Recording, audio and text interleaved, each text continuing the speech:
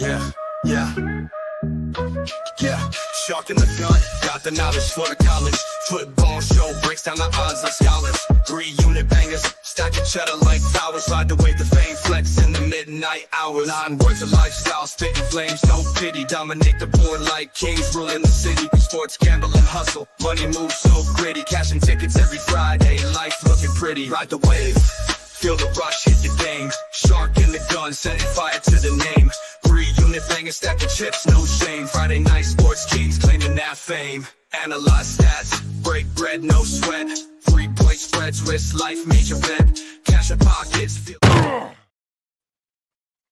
On a suddenly not so casual free Friday, it is August 23rd, 2024. Week 0, Knowledge for College, campaign for the Shark and the Gun.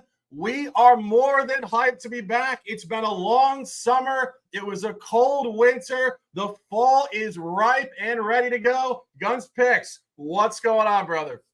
Can you see this, chat? Can you see the goosebumps?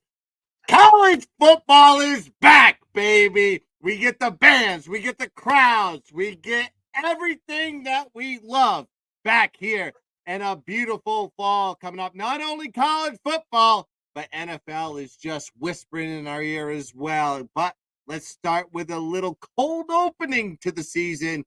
Week 0 edition of college football. I'm ready to give some plays. I'm ready to cash some tickets. Shark, let's go.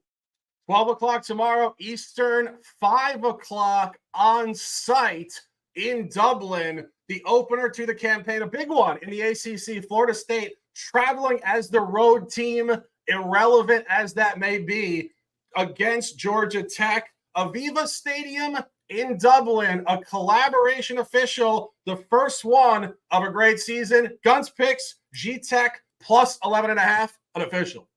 Yeah, this is the Aer Lingus College Football Classic in bloody Dublin, Ireland, as we sipping on a little bit of a Guinness, eh?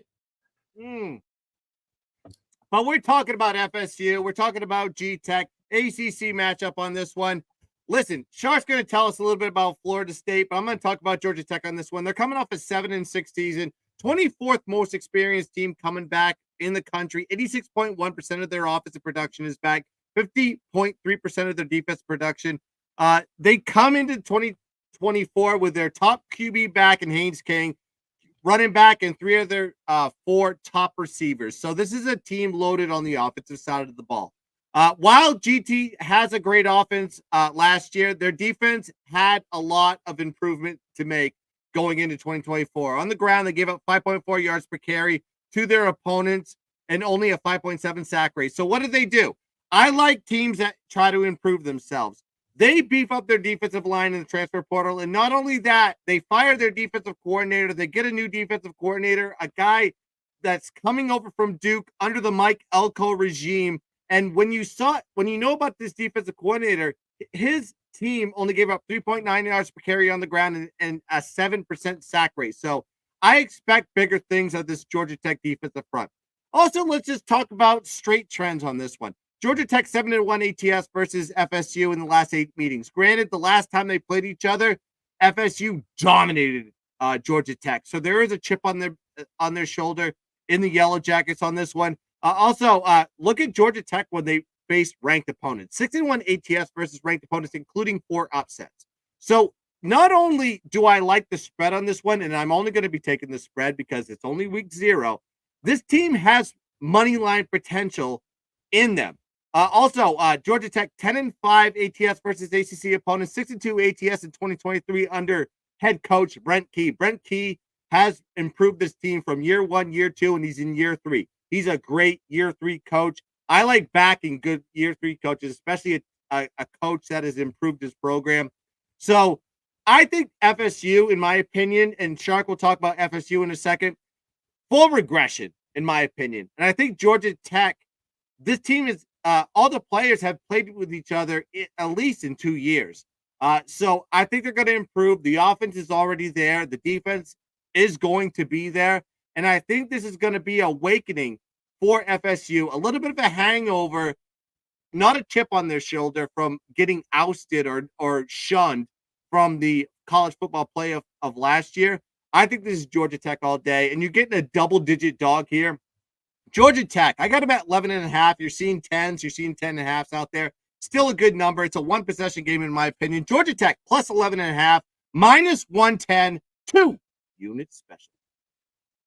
Yeah, as I said, a collaboration play. I'm on plus 11. That's a half unit play for me, only because the Dublin, Ireland element got burned a couple of years ago with Scott Frost. He was frosty in Ireland, but we don't think Brent Key is going to be like that at all. And as Guns mentioned, this is a Georgia Tech team that is clearly showing upward momentum. And for those of you guys who have watched this show for now the 4th year, one of the things in college football, due to the lack of overall games on the calendar, you really have to go back to previous seasons to see if a team is trending up or down. And it is generally oriented in the coach and, of course, the personnel he's able to recruit both out of high school and the transfer portal. But, Guns, you mentioned, I'm not sure if you mentioned it, this guy's an alumni, which I think does stand for something significantly psychologically with this group. This is his dream job. He bounced around for over a decade, and this team was 10-22 in their previous 32 games before he took over as interim coach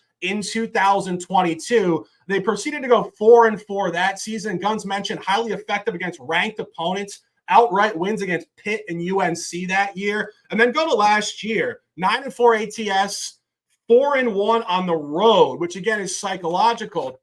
And speaking of psychology, let's talk Florida State for a second. One of the things that I've seen all over Twitter over the last week or two about this game, because of course this is the first game, so everybody's talking about it, is the bounce back. And I feel like we left last season talking about how the bounce back is a very sexy thing to buy, but it's not as automatic as people want to make it seem, particularly in gambling X circles.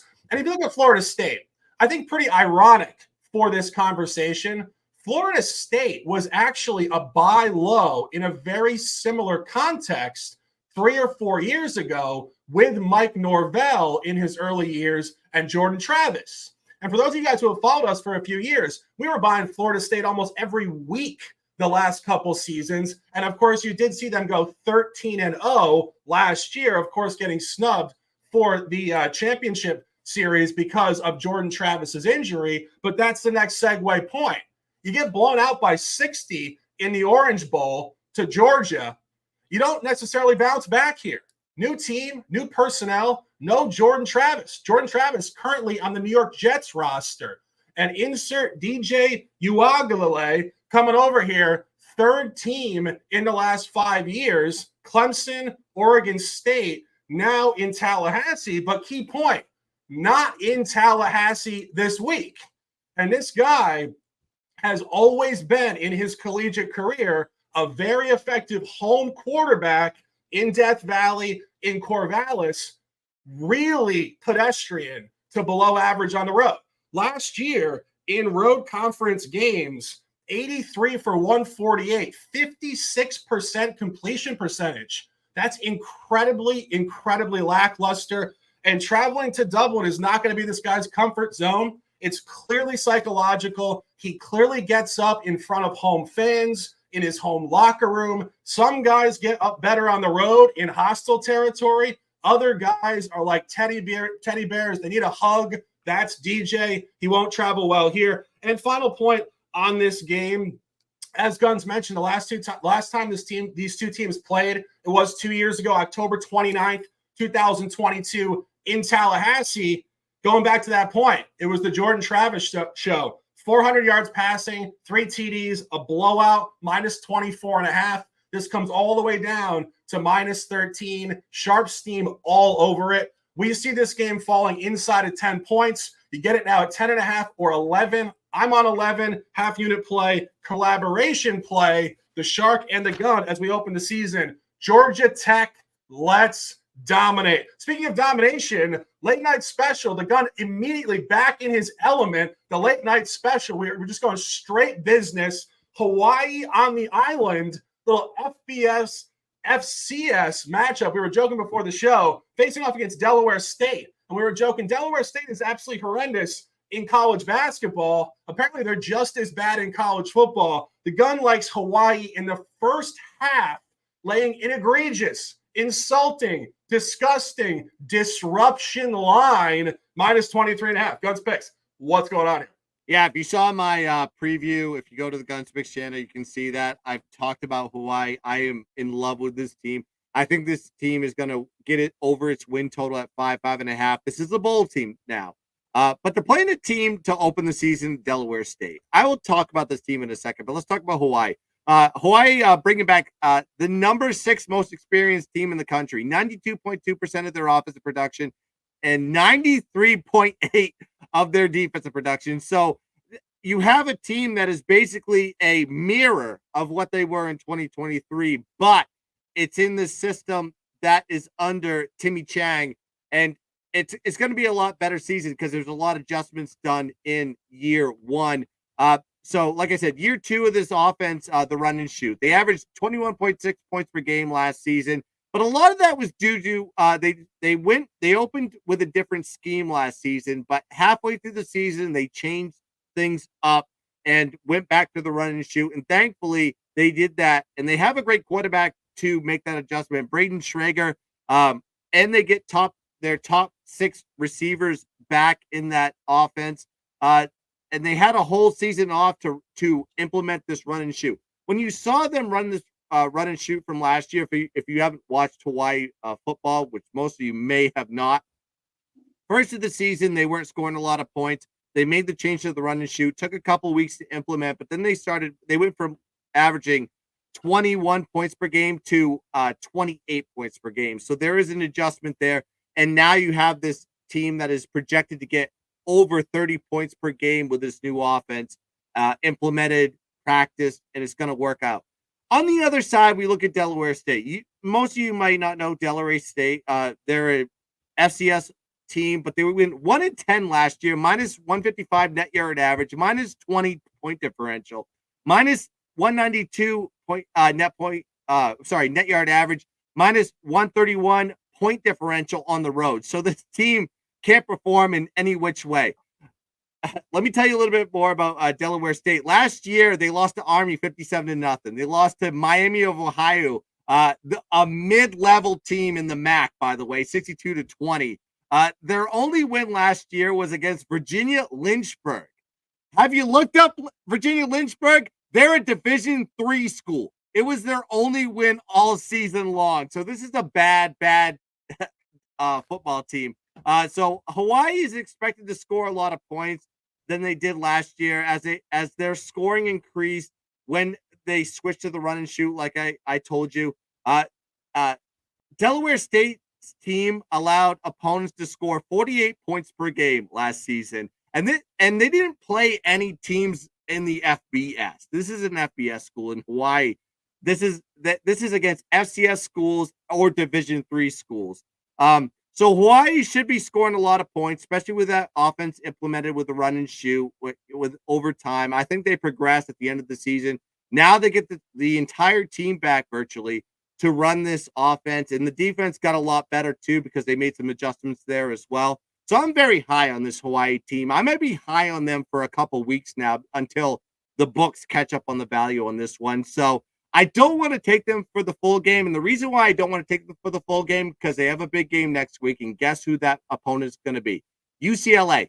And UCLA has a huge drop-off, granted, but they have to go to the island this time to go play Hawaii. So let's look at the line on that one in week 1. But I'm going to go first half. I think they go put their foot on the gas pedal early, and then they pump the brakes a little bit, not to give too much to UCLA in week 1. So give me Hawaii minus 23.5, minus 124, first half, 1 unit special. You were saying Timmy Chang is the head coach in Hawaii now? That's correct.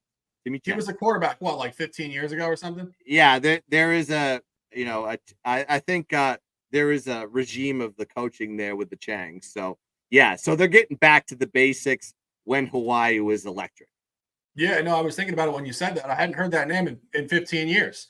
And I remember Colt Brennan back in the day, too. I think he was also electric out there. The program obviously was in shambles, but I mean, this line tells you the story. This team's laying 24 points in the first half. Are you kidding me? And we revert back to the conversation we've had for years on this channel. Let the line tell you the story. Guns picks, first half minus 23.5. Taking a breath, segueing to Thursday of week 1. We will be on here Friday next week, as always, talking about the full weekend card. But the Thursday card is a big card, albeit mostly FBS versus FCS opponents, which are all going to be really difficult to handicap. Huge lines, a lot of ambiguity. So my top play on this show, this is a 1-unit spot, taking Jacksonville State, 8 o'clock on Thursday night next week, down south in Jacksonville, Alabama, not Florida, minus 2.5. And, you really start to look at this conversation. It's very similar to what we said about Florida State and Georgia Tech. This finds one team coming north and one team plummeting south. And we'll start with Coastal Carolina. So I know Coastal Carolina has been a darling for people for about 4 years in the Sun Belt betting. This team ran the table, I believe, 1 year completely, has been to multiple bowl games, and was 31-4 straight up between the COVID season in 2020 leading through week 11 of 2022. 31-4 is probably the best it's ever going to get this century for Coastal Carolina, and they have plummeted since. They're 8-8 last 16. You saw it last year. They were far more lackluster. They weren't blowing teams out. The Sun Belt had caught up. Out-of-conference opponents had caught up. And now Grayson McCall, the quarterback who propped up all of that success, transferred to NC State. And their projections are way lower this year, projected to be 9th in the Sun Belt. You look at the other side of this, Jacksonville State is pretty much the precise example of a team you want to buy, particularly early this season. This team is coached by Rich Rodriguez. And you talk about psychology, we're talking about DJ Uiagalelei. This is coach psychology. This guy was coaching big-time football for a while. And the big-time teams kind of gave up on him, if we're being honest. And now he got an opportunity to reboot in a market with no pressure. The media is not caring about him. And you saw it the last 4 seasons. This is year 4 with Rich Rod down south in Alabama. They've gotten progressively better every year. Of course, year 1 in FBS last year. And I think they far superseded expectations. The team last year went 9-4 straight up and 9-4 ATS. Sam Houston State was actually projected to be better than Jacksonville State last year. And even more importantly, down there in Jacksonville, Alabama, this is not North Florida, Trevor Lawrence. This is some real low-down, now Conference USA football down there. 5-1 ATS at home, 4-0 ATS as a home favorite. And they did cover the opener last year, a tight one, against UTEP 17-14 on the same line, minus 2.5. I see more margin coming here, and I see it, as I was mentioning, because Coastal Carolina is going down, and there is specific matchup motivation here. Coastal Carolina week 2 last year at home in Carolina, September 9th, 2023, did blow out Jacksonville State 30-16. But the key point there, the game was actually very tight. The teams almost had the exact same yardage in the game, 393 and 399. Jacksonville State actually had 21 first downs versus only 19 for Coastal Carolina. So you have more first downs in the game and lose by 2 touchdowns. Tells you what we always reinforce in these conversations. Situational outliers, 78-yard touchdown pass, couple turnovers, 13-0 Coastal Carolina third quarter. Total outlier, 10-9 at the half. And now you look at the line, exactly what we love. Last year at home, Coastal Carolina minus 14. This opened at Jacksonville State minus 4. That is an 18-point gap. I always remind you guys this. The books don't have to move the line 18 points. They can move it 3, 7, 10. When you win by 14 at home, under conventional wisdom, you should still be a small favorite on the road, even though it's a revenge game in the opponent's stadium. This is all over Jacksonville State. Rich Rod will have them jacked. They will be jacked. I think there's margin potentially coming in this game. I think Jacksonville State could win this game by double digits. My top play on Thursday, Jacksonville State minus 2.5. Speaking of FCS, FBS football, we're also reverting back to last year. I'm sure the gun is sipping that Guinness, getting hyped for this conversation. An opportunity to fade the Colorado Buffaloes, who, if you guys remember early season last year, were the darlings of America. ESPN had College Game Day there before they finally got obliterated, I believe, in week 4 against Oregon. But the conversation is still there. They open up against North Dakota State out of conference before they do open in conference the following week. Guns picks. I'm already going to say it.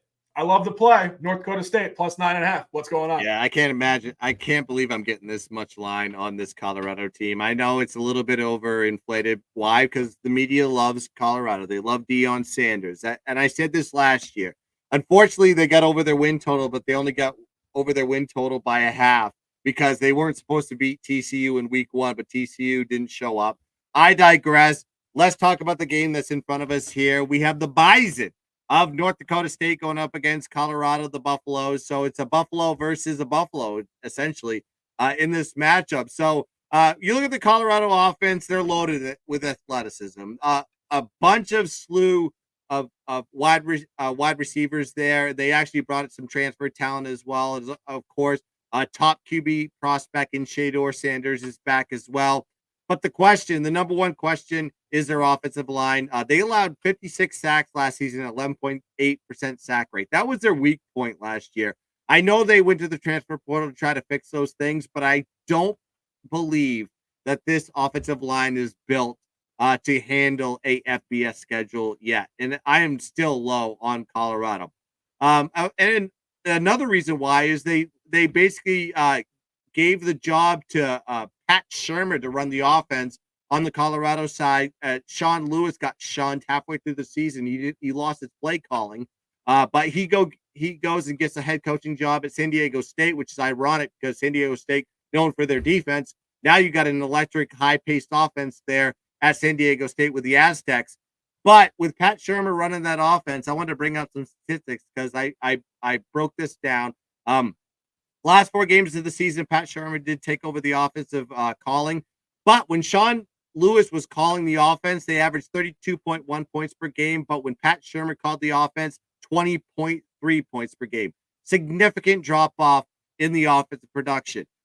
There is also there will be an issue with Colorado, especially if they haven't fixed anything with the offensive line, because they're going against the North Dakota State defensive line that had 37 sacks last season with a 9.3 sack rate.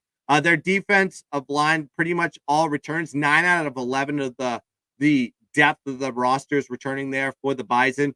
So on the defensive line, there should be no drop off there. And also that defense loves to create turnovers. They had a plus 18 turnover ratio last year in 2023. And North Dakota State returns a lot of their secondary, including the linebackers and the corners. So I expect bigger things from this secondary with North Dakota State and the Bison. 185 yards per game they gave up in the passing game. And when you know about Colorado, when you don't have an offensive line, you have to air the ball out a lot with Shador Sanders. And granted, I will give credit where credit is due. They have very athletic wide receivers. It's going to be a little difficult challenge there for North Dakota State. But I think with this Bison disciplined defense, I think they're going to be okay in that regard. Also, look at Colorado's defense. They struggled last year, giving up 453 yards per game to their opponents, 4.7 yards per game on the ground, 64.5 a percentage of the in pass completion rate. Their defense this year is rebuilt with another slew of transfers because it's basically guys leaving, guys coming in. There's no like gel. There's no team camaraderie in that locker room too, which I really hate about Colorado. So I'm not really high on there. But North Dakota State has that. North Dakota State also brings back a lot of the key weapons that made that offense successful last year, including QB Cam Miller. If you know anything about Cam Miller, he can pass and he can run. He had a 74.8% pass completion rate, 18-4 touchdown to interception ratio. And he was the second leader rusher on the team, averaging 5 yards per carry when he was running. So they run by committee there in North Dakota State. So I expect that to happen again. They did lose their leading rusher. However, if you look at the statistics of the running backs, they had 4 or 5 guys that were running at the same rate. So I don't expect any drop off in the running game with North Dakota State. North Dakota State knows how to play FBS too. If you look at their record, they've won 6 out of the last 7 games outright versus FBS opponents. Also, Colorado has not performed versus the FCS. 0-3 ATS versus the FCS opponents in their last 3 matchups. So all this is pointing to me going to North Dakota State, and I'm getting what I consider an egregious number with no and a number that I would, if I was the coach of North Dakota State, I would say, do you really think we are 9.5 points less than our opponents there with the Buffaloes? No. I think North Dakota State gets it done here on the road. Give me North Dakota State plus 9.5, 2 units special. Do you think that North Dakota State could be one of the next teams to transfer to FBS? They're on the brink. I think there's 5 teams that I would consider. I say Montana State, Montana, North Dakota is another one, North Dakota State. So it's like all this mountainous West region that could probably be great Mountain West teams. Right. Like Mountain West Conference, I think that's the perfect spot for them if you want to expand that conference. I mean, take some FCS teams. I mean, the Sun Belt's already taken that toll, but I think the Mountain West needs to open up the gates and let Montana, Montana State, and et cetera, and all the North Dakota teams to come down. South Dakota too, great FCS school. Yeah, because I mean, I'm thinking even North Dakota State. Obviously, Carson Wentz, Trey Lance, a couple other studs coming out of there. They had a running back, I think, that was. Where did what was that kid's name? I think there was a guy that played for the Chargers that might have been there, like kind of like a Danny Woodhead. Where did Danny? Yeah, Woodhead? I know what you're talking about. Danny Woodhead went to Delaware, I think. Okay. I might be getting that wrong, but he was on the East Coast. He wasn't in that West. Some running back, but anyway, we know. And I just want to ask you about this one because our football guy in the chat, the only guy in the chat, we encourage you guys to get in the chat. Obviously, we're rebooting the season. Of course, we know week 1 only 4 games on the slate, so we understand you guys are probably doing a bunch of things. I'm going out for a birthday dinner myself this weekend shortly, but we do want to ask the Gun about this because Guns and I were talking about this off the air. Montana State tomorrow, pretty noteworthy line here where you get an FCS team laying now almost 2 touchdowns to New Mexico. What do you think about this one? I mean, I gave it out to my clients, and I'll say this right now. I have a Dub Club. I gave this out very early. I knew Montana State was versus New Mexico, and the reason why I didn't take New Mexico is because there's a full rebuild on this one. Bronco Mendenhall is going to be taking over this New Mexico team, but there's a mass exodus. It's a full rebuild year for them. They lose their top running back, starting quarterback, 3 out of their 4 top receivers, and their entire offensive line out this New Mexico team. On the Montana State side, they're an FCS powerhouse, 32-9 under this head coach Brent Vingen. I might be saying the name wrong on that one, but he's been there for 3 seasons. This team looks strong. 7 returning starters on the offensive side, and they have a great quarterback. This guy, I call him Touchdown, Tommy Mellott. If you ever see this guy, he's electric. He can run, he can pass, and they run by committee. If you look at the running of this team, they love to run the ball a lot, and they have 4 or 5 guys that put up 500, 600 yards per year. So there's not a leading rusher on this team. And so I think with the ground game on this one, New Mexico last year had trouble stopping the run. And with Montana State going into this game as a heavy run-oriented team, seeing that line go from -9, -9.5, now up to 13, 13.5, it doesn't surprise me because I think that is an indicator that, listen, Bronco Mendenhall has some work to do with this team and the Lobos. I think I took him at 9. I wanted to give it out on the show to you people, but seeing it at 13.5 would be kind of a disservice to all you all when I'm sitting here with a -9 ticket. So I will say this. I think Montana State could win by 3 scores. That's my opinion. Want to give a shout out to our guy Dabby Cab in the house. Give him the horn for that one. And of course, Jose Sierra. We love you, my guy. Best of energy. We will be building this chat throughout the season. Of course, we're not on here in the summer. I was working with my guy Sean Green. These guys do a podcast for every NFL team. They're on here twice a day. So we understand the momentum over the summer does wane to a certain degree, but we are fully focused and centered here. Sharky Waters Nation and the Gun on the Guns Picks channel as well. We will be on here every Friday night at 6 or 7 o'clock, depending on our own schedule. We want to be on here as early as possible most weeks, of course, because the early games on Friday do usually kick off right around 7 o'clock. So we're obviously aiming for that. Football Guy 97 says Montana State game just taken off my book. I also was thinking this as you were talking about it. I could see Montana State first half being a real good spot as well.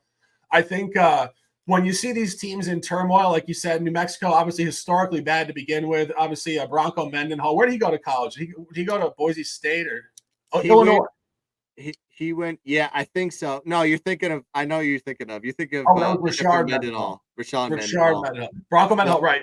Rebooted coach, the whole thing. But staying course with it. I think when you have a new regime and you have new players like this, week one, you just inherently have zero flow. You might get something throughout the game. And I also think for an FCS team, there's obviously a ton of motivation playing at an FBS team to open. They want to come out and set the tone for the game. Like if you really think about the psychology of this, FCS players are usually under recruited, and in their mind, they are so disrespected more than any FCS player. I'm just blanketly stating that. And of course, yes, player to player, it varies, but these players in the second level of competition, theoretically, they are so disrespected. If they see an FBS team on their calendar, it's from the opening kick.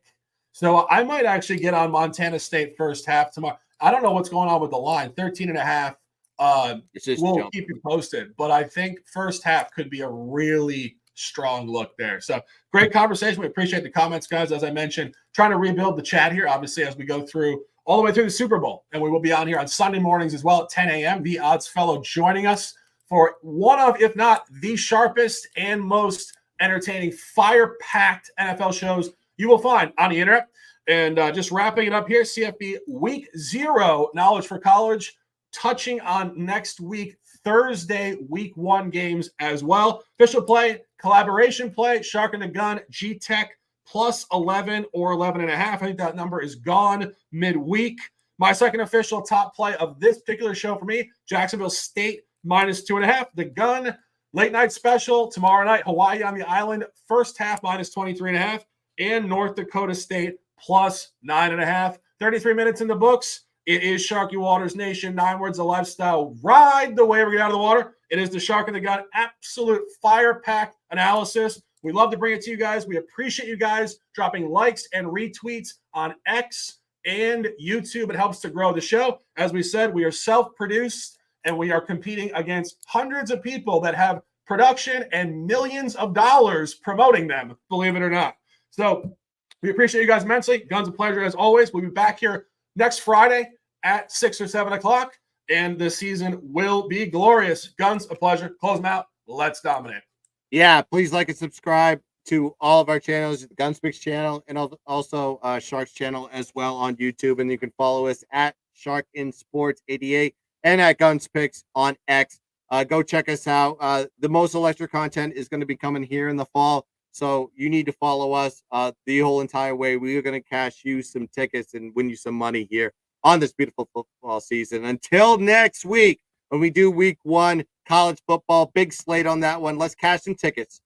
Let's dominate the board. And as always, let's keep dancing. Bang!